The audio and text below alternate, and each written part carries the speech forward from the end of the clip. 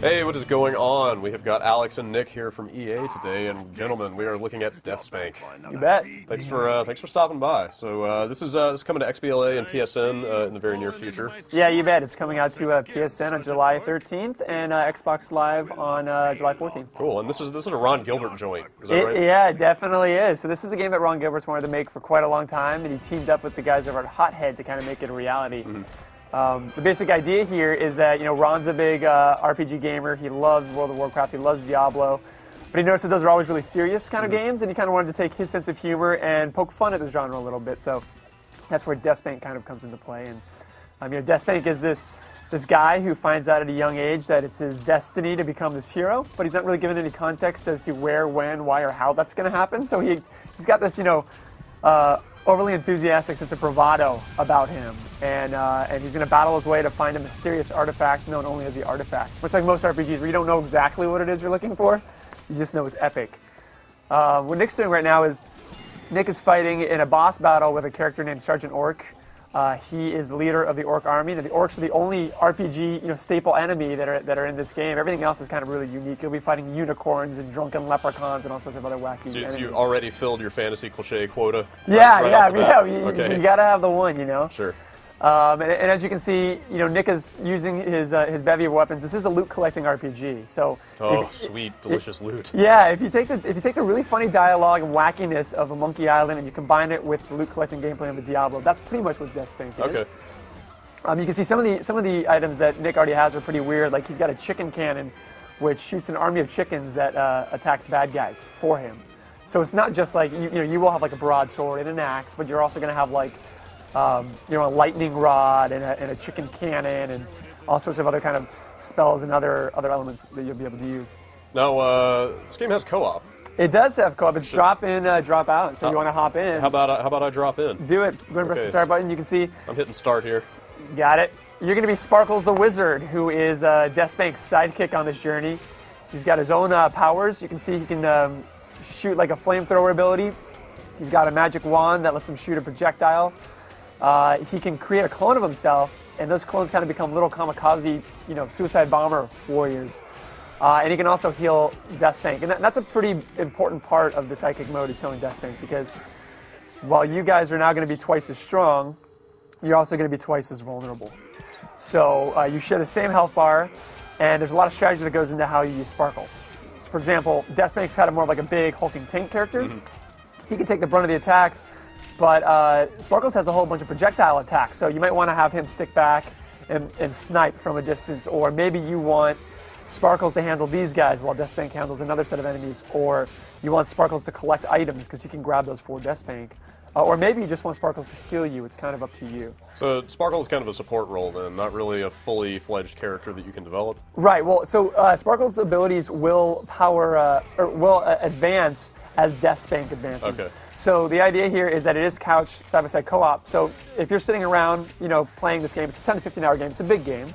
And you've got a little sister or a girlfriend or a roommate that really wants to get in the action. You can drop him in, but you don't have to wait for him. He can leave at any point in time and come back, and he'll be kind of where you need him to be to help you. You can see this is a pretty big orc camp right now. So where are we at in the story? Is this pretty deep into the game? Or, I'd say this is probably a little under halfway through, if not a little earlier. Kind of depends on you and the quests that you're doing, because it is a big open RPG. What's basically happened here is Sergeant Orc, you've come across him before. He actually ambushed you and stole all of your weapons. You had to kind of fight to get them back, and now you're kind of coming back to exact your revenge on him. So. What better way to do it than to wreck shop in his hometown, Sure. the Orc camp? Oh, so I see I can pretty much just teleport straight to DeathSpank whenever I want. Yeah, that's another one of Sparkle's powers. If he's fighting on one side of the screen and DeathSpank's in trouble, he doesn't have a block, but the same button, which on the Xbox 360, which we're using right now, is right trigger, will automatically teleport him directly to wherever DeathSpank is. So that allows you to kind of catch up, especially if you have a person playing Sparkles that really likes to wander. Like, I don't know, my little sister will kind of like be going one direction, and I'll be like, hey, I don't want to wait for you. Go ahead and hop over here. So. Sure. Yeah. There are a lot of orcs in this camp. There are a lot of orcs. Yeah, there's a lot of enemies. And like I said before, the enemies get wackier and wackier as you go along, as do the characters and as do the weapons. So when you start the game, you'll see a kind of a lot of familiar things like skeletons and your broadswords. Your character that needs some saving. Did we just get an achievement for dying? You did get an achievement for dying. Are we allowed to look at that? Yeah, go ahead. I think that's you. So the achievements in this game are definitely very wacky. Excellent. You get resurrected at an outhouse, and you kill Sergeant Orc. So those are the two you got so far. The outhouse system is pretty cool. It's a big map, right? So when you die, you pop up at an outhouse. But every outhouse that you walk by turns into a teleportation point. So you can teleport from outhouse to outhouse, and it's pretty much the stinkiest form of teleportation I think anyone's ever experienced. But another thing to point out here is that there's a lot of different environments. There's a lot of variety in the game, and there's hundreds of things to collect. So pretty much everything you're doing is giving you a reward of some sort, be it XP, be it money, be it pieces of armor, weaponry, and all those things kind of affect the main DeathSpank character. And it's really up to you in how you want to use those weapons, if you want to use those weapons. Some weapons are magical, some weapons are elemental, some are just strong. It comes down to what weapons do you like, what weapons are the most appropriate for the situation, and what weapons are going to complement you playing with Sparkles, for example, if you have someone playing Sparkles with you. Is there like a character sheet we can take a look at, kind of see what if you press DeathSpank's rolling with right now? Yeah, if you press the right bumper, that's going to shoot you into your inventory. Oh, nice. Wow. You can see you've got quite a bit. We've started. There's a lot of loot. Yeah, there is a lot of loot. And this is actually only a small sample. And if you'll notice, like right now, your inventory is about half full, but you've got a grinder in the lower right-hand corner. What you can do is you can take that grinder and instantly grind items for cash. Okay. So you don't have to go find a merchant or some shady guy with a jacket that he opens up. You can just do it on the spot and get what you need. And there will be points where you're collecting so much loot that you're going to have to make calls. Do I want to drop this? Do I want to grind it? What do I want to have with me? Right. Each one of the items has a really funny description. So you can see the chest piece of howling, which you have highlighted right now, the power of the wolf, and the comfort of stone. So those descriptions get wackier. You can see you've got basically all the information you need is right here on your inventory screen. And if you press right bumper again, that's going to throw you over into your inventory screen. So much like an adventure-style game, some of the quests you're going to go on are going to be puzzle quests that require you to find things, combine things, and solve the riddle. And that's where these items are going to pop up. You're also going to find diary entries. You're going to find keys. And you're going to have your quest log. So so your quest log here is broken up into 3 areas. It's basically important things I need to do. I.e. story quests. Exactly. Right. Unimportant things I need to do, which are side quests and things I have done. Awesome.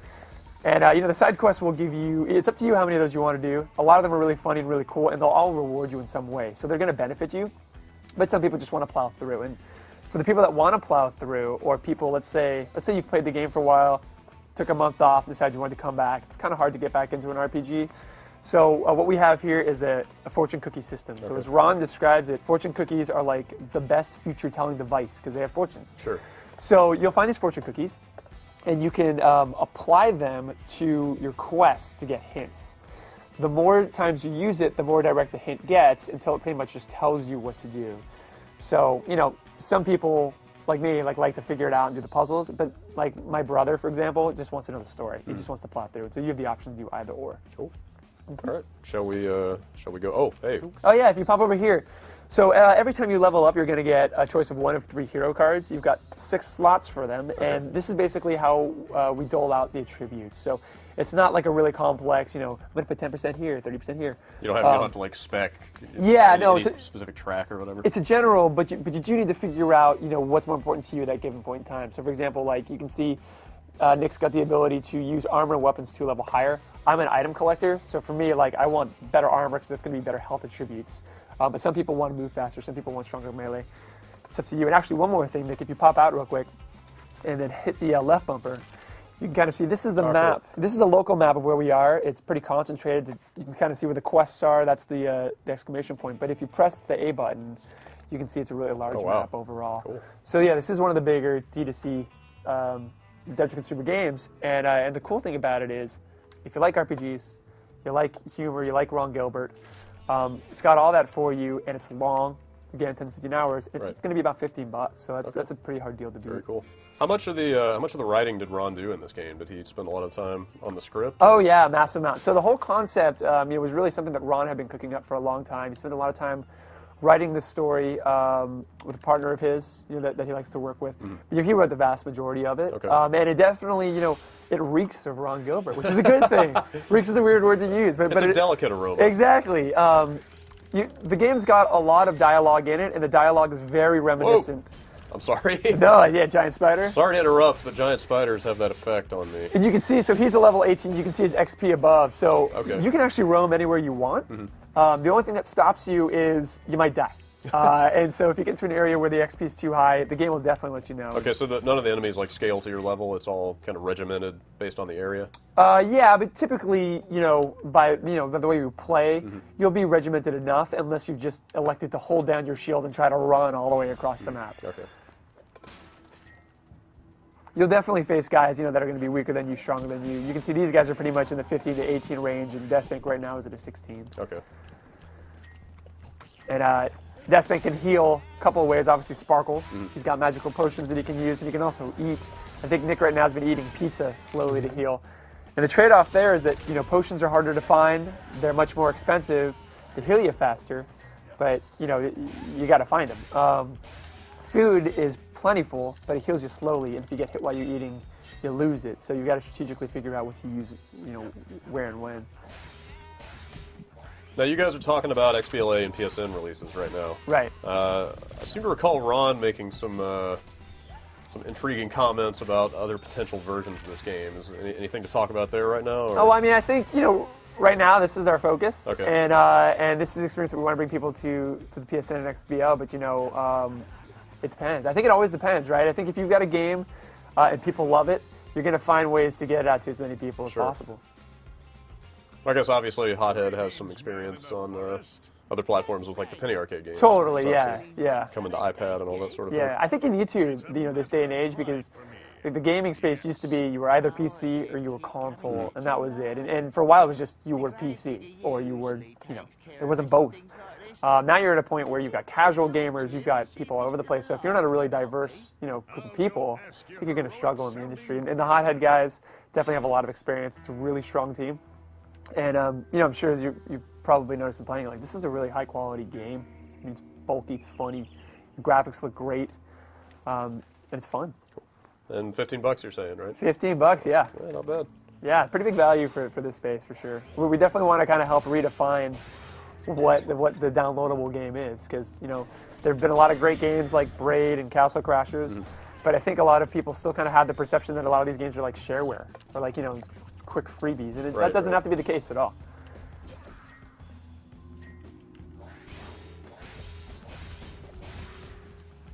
So you can see these are the couple of grave diggers here. You guys have wandered into the haunted section. No, no.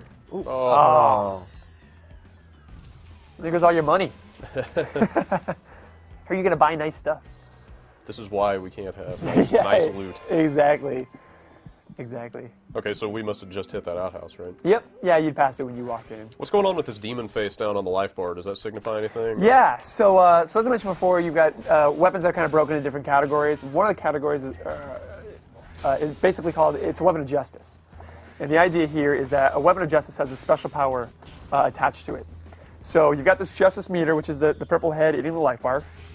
And every time you hit something or get hit, it fills up a little bit. When it gets to 100% full, you've got specific weapons that'll have special, proximal attacks with them. So right now, I think Nick's got his lightning rod and his Kirkish sword. And so, Nick, if you want to use your Kirkish sword when you come up to an enemy, go ahead and run around the corner. Oh, man. The game is judging you. That is rough. It's always the worst. I think we might be a little out of our depth in this area. Yeah, you might be. Moment. Real quick, Nick, if you want to press Y, you can kind of see the weapon of justice. Okay, it's got cool. a special attack. So normally he was just kind of hitting people with it. Now he can do a spin attack. Okay, cool. Very cool. And you can arm as many of those as you want. I mean, really, when you're DeathSpank, you've got 8 buttons to equip yourself with. You've got the directional pad, you've got the face button. So, if you're a lefty, you could put all the weapons on the left side. Not that I think that would help you, but you could. Or you could put health and other stuff like Nick has right now, or you could put all weapons. It's totally up to you. Well, I think we're very clearly out of our league here, so that seems like a pretty comprehensive overview of DeathSpank. Any other kind of major features you want to talk about before we No, I mean, call it a day here? I guess the big thing is that it's really funny. I think one of my favorite characters in gaming is in this game, and it's a guy named Freem the Felt Dealer. And just to give you an idea, like this is the dude that wanders the landscape with a giant sack of felt, like the material. And when you encounter him, every conversation you have is a double entendre because he asks you if you want to get felt. And that's just kind of so much potential. Exactly, yeah, and that's kind of the sense of humor of the game. It's really wacky, really quirky, and I think when people get into the world, they're really going to enjoy it and really want to talk to all those people. Very cool. And remind me one more time the date. Yeah, it's July 13th on the PlayStation Network and July 14th on Xbox Live Arcade. Awesome. Well, we'll look forward to it. Thanks, guys. Yeah, thanks. No problem.